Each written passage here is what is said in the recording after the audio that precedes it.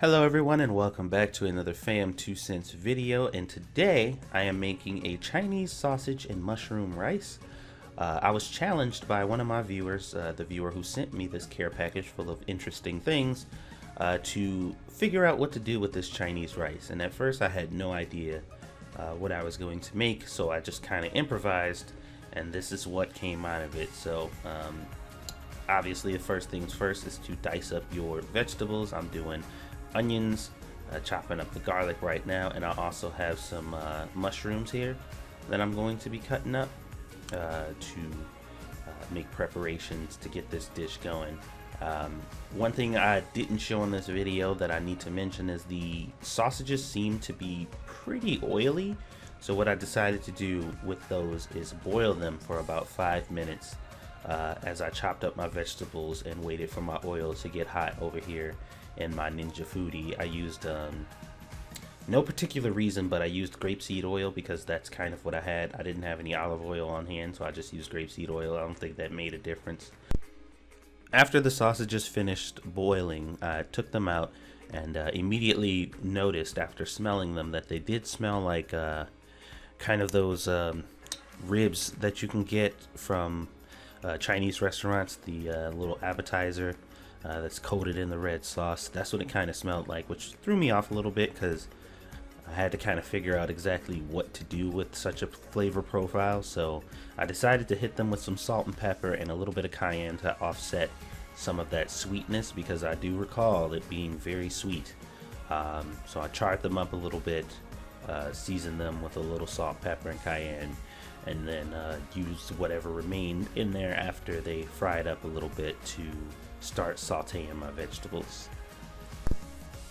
So I wanted to get a bit of char on them to really help bring out the flavor, so I went on ahead and cooked them a bit longer than I normally would.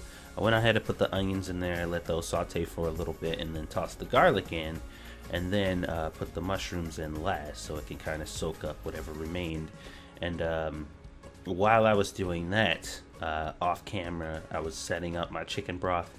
About 8 cups of chicken broth I have set to the side because I'm going to need it in order to cook the rice a little bit later on. So this dish was amazing. I'm not really sure how it turned out so good. I haven't really, in recent memory, I don't think I've made anything like this before. It was just it just kind of came to me because, like I said, I had saw a video that was very similar to this, and it just kind of inspired me to do the same thing. Even though I've never cooked anything like this before, this is out of my my usual repertoire when it comes to cooking. But man, did it turn out really good. So as you can see there, I hit it with a little bit of soy sauce, once again to offset a little bit of the sweetness, because like I said, that sausage was really sweet. And then we went ahead and tossed the rice in there and blasted the rice really quick, allowed that to get a little brown, so that way, you know, the flavors can kind of infuse in there before we added the chicken broth. And yeah, after that, it's pretty much you're good. You add the chicken broth. Well, I added the chicken broth just a little at a time and allowed it to simmer down, and allowed some of that rice to start absorbing some of it as time went on. And then after that, pretty much just close the lid and you're done.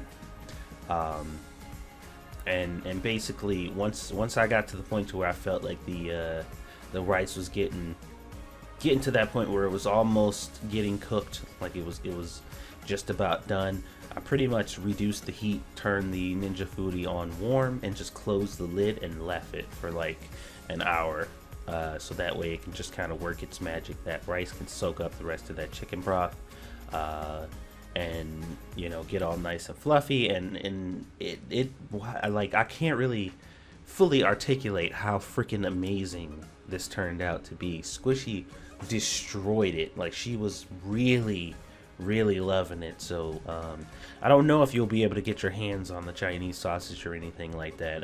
If you can, It's definitely good. I would imagine you could still do this exact same recipe with any sausage, to be honest. I don't think it has to be this one, but the sweetness from the Chinese sausage really added an interesting flavor to it that I don't know. I don't think you can get with anything else unless maybe you use like sweet Italian sausage, possibly.